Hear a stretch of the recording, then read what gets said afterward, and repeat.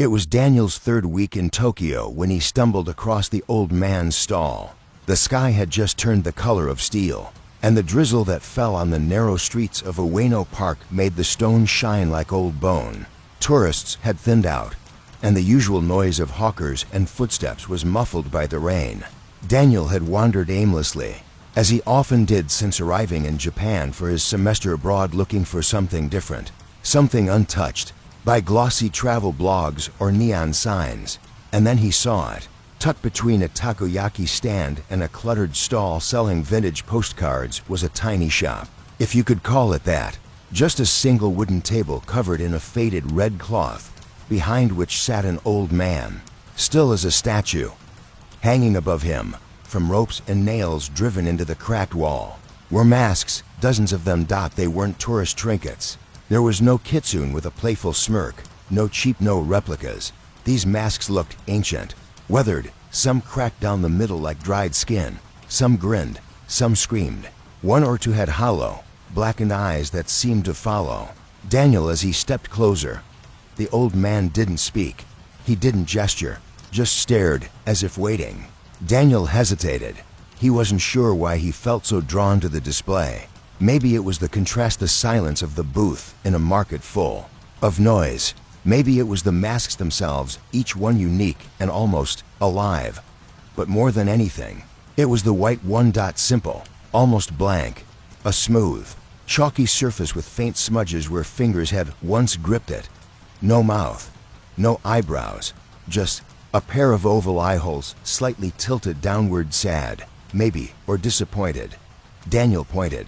The old man blinked once, then placed the white mask into a paper box. No words, no price tag. Daniel reached for his wallet, but the man waved a hand. Softly, then, for the first time, he spoke. "It already knows you." His voice was dry and low, like paper rustling in wind. Daniel left, the mask in his backpack, the man's words echoing uncomfortably in his ears. He told himself it was just a strange old vendor, maybe part of a performance. Japanese markets were full of artists, weren't they? But that night, he dreamed of fire. He stood in a wooden house, watching flames climb the walls like angry insects. A woman screamed from another room. He tried to move, but his feet were rooted to the floor. And in the mirror hanging by the door he saw himself, but not himself, a face not his. A man much older, Japanese, and on his face was the white mask. He woke up gasping, heart hammering. He blamed the jet lag, or the beer, or the weird curry he had for dinner. Anything but the mask sitting silently on the desk, right where he'd placed it when he came home. Over the next few days, the dreams came. More often, always the same house. Sometimes he was inside, sometimes looking in from outside. Sometimes there were children. Sometimes he carried something, a knife, maybe, or a bundle wrapped in cloth that bled through. Daniel started sketching what he saw. Scribbled in the margins of his class notes were broken images. A man dragging something heavy down a hallway, a mask lying on a blood-stained floor, a pair of hands, his hands holding a woman underwater. The worst part, the feelings that lingered. Not fear, recognition. It wasn't long before his friends noticed. "You okay, Dan?" Sasha asked one night at the dorm. "You look like you haven't slept in days." He tried to shrug it off. Weird dreams, nothing big, but it was more than that. He'd stopped checking his phone. He flinched at loud sounds. Sometimes when he looked in the mirror, he didn't recognize his own eyes. And every time he tried to put the mask away, lock it in a drawer, stuff it under the bed, it would be somewhere else the next morning. On his desk, on his pillow, once on his face when he woke up in the middle of the night. He couldn't remember putting it on. That day, he tried to return to Ueno Market, to find the stall again. But it was gone. No one remembered it. Not the takoyaki guy, not the woman at the postcard stand, not even the old security guard who patrolled the area every night. "There's no mask seller here," he said. "Not in years." Daniel showed him the mask. The man went pale, and then he whispered, "You need to get rid of that before it remembers more than just you." But Daniel already knew it was too late. The mask did remember. It remembered things Daniel never lived, crimes he never committed, Faces he never saw until they started appearing in real life. He walked by a noodle shop and nearly collapsed because the cook behind the counter, he'd seen that man die in his dreams. Daniel was no longer sure where the dreams ended and the real world began. And in his reflection, more and more often, it was not Daniel's face looking back. Daniel stopped going to class. It wasn't a decision, not really. He would get dressed, sling his bag over his shoulder, and start walking toward the university. But somehow, always, he'd end up somewhere else. A back alley, a temple courtyard. Once, outside a crematorium. He couldn't remember how he got there. Just flashes of walking under flickering neon signs and crows watching him from telephone wires. The mask never left him now, even when he locked it in a safe at a co-working space 2 train stops away. It was back in his room by morning, sometimes on his pillow, sometimes at his desk. Once, it was already strapped to his face when he woke up, dried tears crusting his cheeks beneath it. He started recording himself while sleeping. That's when things got worse. The first few nights, the footage was normal, just in tossing and turning. Then, on night 4, at 3:12 a.m., he sat up, straight-backed, rigid, eyes closed. He turned his head toward the camera slowly, precisely, like a marionette. His mouth moved, but the sound that came out wasn't his voice. It was Japanese, old, formal, the kind they didn't teach in language class. Daniel had to bring it to one of his professors to get a full translation. It was a confession. A man describing the murder of his wife, his children, the way he burned the house with them inside. The voice didn't shake. It was cold, flat, like reciting a ritual. Daniel spent the next week tracing every scrap of folklore and local legend he could find. Hours at the library, scanning through dusty books and untranslated notes. He barely ate. He barely slept. That's when he found the word menzashi, the mask that wounds the self. An obscure tale from the Edo period. Buried in a footnote, the story spoke of a wandering mask maker cursed by the spirits of those who died unjustly. He made masks to contain their grief and guilt, but when worn, the mask would pierce the wearer's soul, revealing hidden sins, or injecting the sins of others until the wearer was lost entirely. There was no mention of how to destroy them, but there was something else. Each mask, according to the tale, could only be bound or neutralized by returning it to its origin memory, the moment of its birth, the first crime it ever witnessed. Only then would the spirit inside release its hold. Daniel had to find out what memory his mask carried.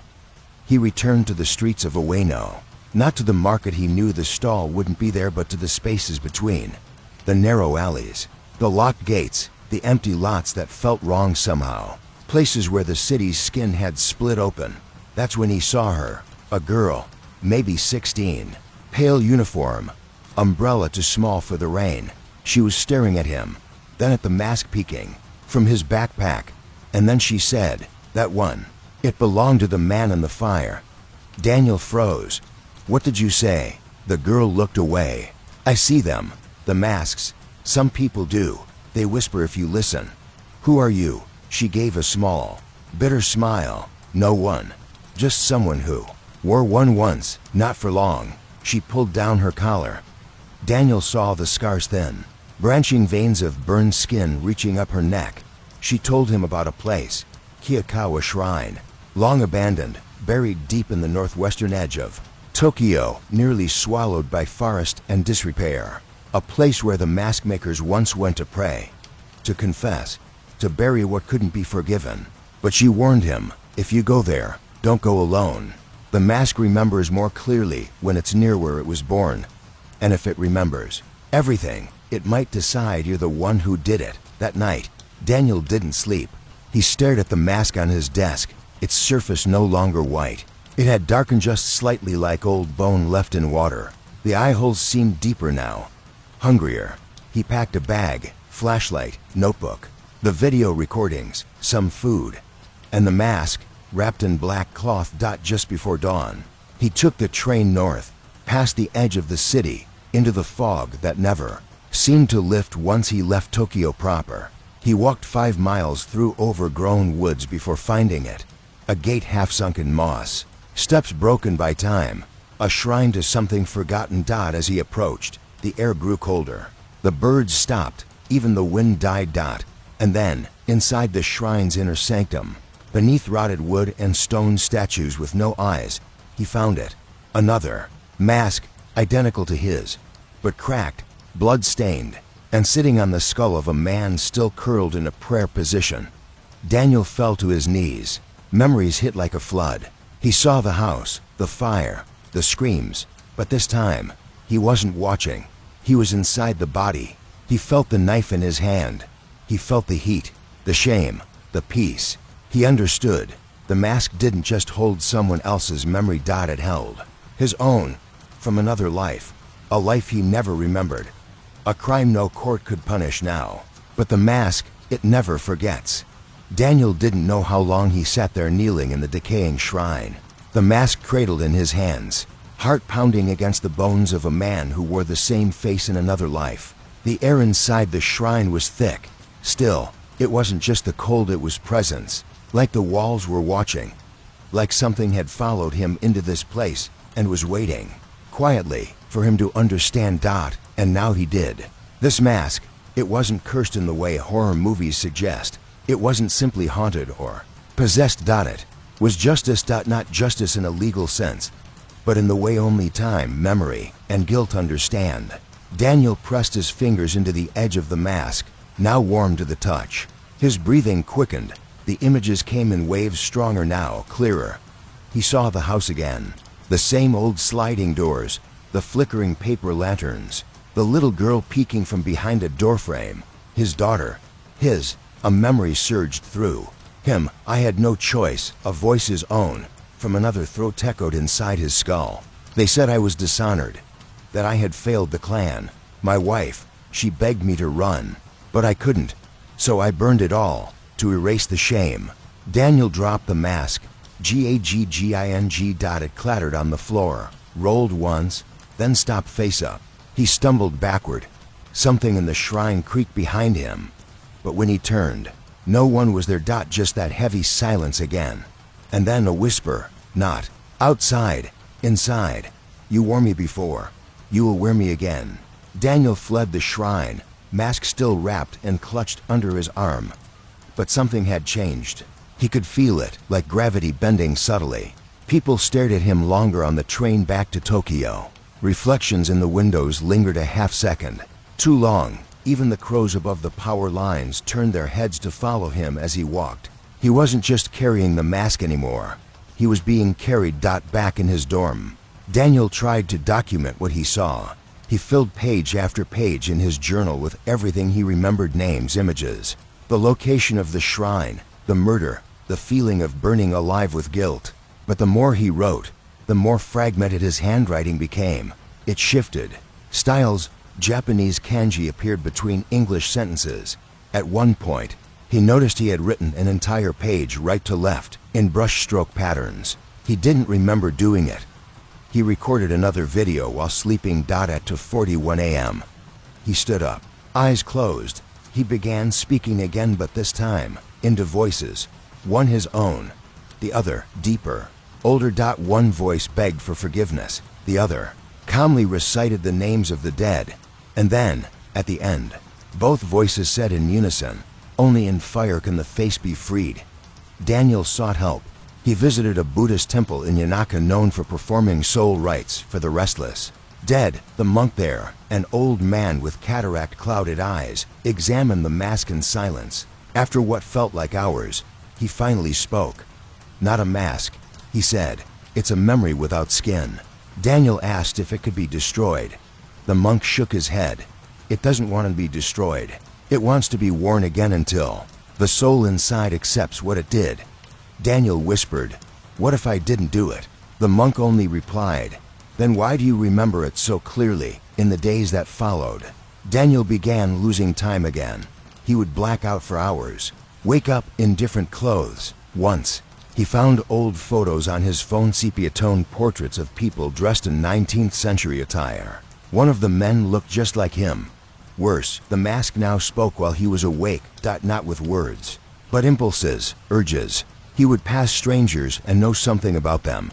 what they were ashamed of, what they tried to forget. The mask was no longer just revealing his guilt. It was tasting the guilt of others, and it was hungry.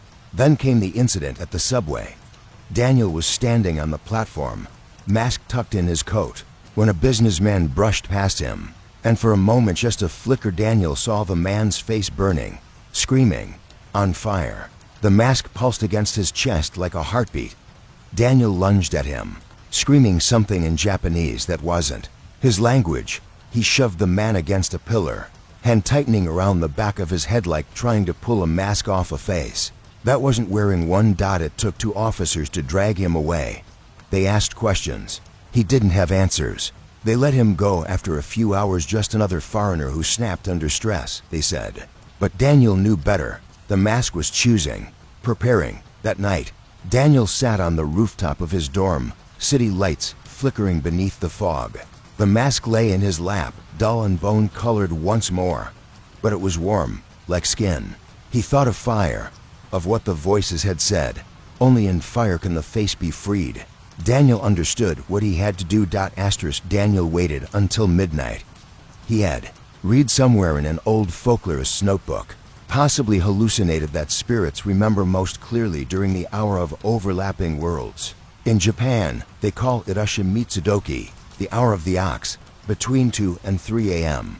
He boarded the last train north with the mask wrapped in cloth and pressed against his chest, like a parasite he couldn't quite kill. No one sat beside him, not because the train was empty, but because somehow they knew the path back to Kiyokawa Shrine felt shorter this time. Like the forest remembered his footsteps. Fog hung low over the trees. The night was dead silent, except for the crunch of his boots on the damp ground. Every so often, he thought he heard another set of footsteps echoing his. But when he turned, only shadows. At the shrine, everything was as he left it, except it wasn't decaying anymore. The wood had healed. The statues stood upright, their eyes no longer hollow but watching. The shrine was remembering too. Daniel stepped into the sanctum, flashlight flickering. He unwrapped the mask. Its surface had changed again. Now it looked charred, like something pulled from a burning house. Round the edges, ash flaked away with the gentlest breath. But the eyes, still hollow, glowed faintly from within. Not fire, not light. Memory. Daniel knew what he had to do. He pulled a small canister of kerosene from his pack. Lighter fluid, matches. He built a crude pyre of old wood and rotted rope in the center of the sanctum. He laid the mask on top like an offering. As he struck the match, the air shifted, and he wasn't alone. From the back of the shrine, a shape emerged, human-sized, draped in smoke, not clothes. No eyes, no mouth. Just a smooth, blank face, identical to the mask, identical to his own. It spoke in every voice he had heard in his dreams. Male, female, child, monk, screaming, praying, whispering, "You think you can end me with fire?" Daniel stood firm. "You're just memory, just a shell. You don't belong here." The figure tilted its head. "And what are you, Daniel? You carried me, you fed me, you wore me without force. Maybe I belong here more than you." The flames caught. The pyre hissed and spat black smoke into the air. The mask screamed, but the sound came from inside Daniel's head, a high, splitting wail of every memory being torn apart. The shrine trembled. Statues cracked. The floor beneath him pulsed. Like a heartbeat, the figure stepped into the fire. It didn't burn. Instead, it opened its arms. "Come back. Remember the truth. Finish what you started." Daniel fell to his knees. In the flicker of the flames, he saw it all again. Not as a dream this time, not from behind someone else's eyes, but as his own. The dishonor, the accusations, the shame, the fire, the prayer to bind his soul to the mask so he would carry his guilt through eternity. He had created the mask. He had asked it to punish him. Now it had. Daniel crawled forward, closer to the fire. Smoke filled his lungs. His eyes burned. The shrine vanished into a whirl of orange light and chanting voices. He picked up the mask one last time, its surface now crumbling. Weeping like skinned along in flame, he placed it on his face and whispered, "I remember, I forgive myself. Now let me go." The fire exploded outward. Light filled the shrine, the trees, the forest, the sky. When they found him days later, Daniel was lying in the ruins of the shrine, untouched by flame, unconscious but alive. The mask was gone. So was the altar. In his hand was a single slip of burned paper, the only part of his journal that survived. One line in shaky handwriting: "The face is never cursed. The guilt is." But some nights, in certain corners of Ueno Market, a new stall appears. No vendor, just a table, just a single mask, white, simple, and watching. And sometimes, if you look too long, it remembers you. 3 months passed. Daniel returned to the States shortly after the incident. No one questioned the official report. A collapsed shrine, smoke inhalation, memory gaps due to trauma. No charges, no injuries, no trace of the mask. But something in him had changed. He stopped drawing, stopped filming, stopped speaking Japanese. At night, he often stood in front of the mirror longer than he meant to, just making sure the face looking back was still his. Somewhere else, far from Tokyo, far from memory, a man in Osaka opened a small antique shop on a quiet backstreet. He didn't remember buying it, but one of the boxes in the back contained a mask. White, simple, clean, still warm to the touch. He placed it in the display window, didn't think twice. Back in California, Daniel sat across from a campus counselor. Her office smelled of old carpet and eucalyptus oil. She smiled softly, a clipboard in her lap. "Do you want to talk about what happened in Japan?" Daniel hesitated. "Not really," he said. She nodded. "Did you bring anything back?" That question froze him. He shook his head, but her eyes lingered. Just a beat too long. Meanwhile, in Ueno Market, tourists flowed like always. Sellers barked for attention. Lanterns swayed in the wind. And on certain nights, not always, just sometimes, there was a new stall. It was never in the same place twice. No vendor, no signage, no price tags, just a single mask hanging by a red thread. People would walk past without seeing it, but some would stop. Some would feel something stir deep inside, a whisper like dry paper turning, a memory they never lived, but recognized all the same. A young woman from Canada, backpacking alone. She finds the mask and thinks it's beautiful, artistic, minimalist. She buys it without thinking, tucks it in her bag. That night, she dreams of cold water, screaming children, and a face that isn't hers. A man from Seoul, a business trip, jet lag, wandering late. He sees the stall, doesn't remember approaching, but somehow, the mask is already in his hand. That night, he wakes up on the hotel balcony with his fingers curled, like he's choking something that isn't there. A boy, in a school uniform. He doesn't buy the mask, he just stares at it, longer than he should. And when he finally walks away, his shadow lingers behind. Back in the States, Daniel begins to sleep more. The dreams stop. He smiles more often. But sometimes when he's passing a reflective surface, a shop window, a car door, a glass elevator, he sees a different face. Not angry, not evil, just waiting. And somewhere, in a city that never forgets, a new mask is being carved. It doesn't need hands. It doesn't need tools. It only needs you.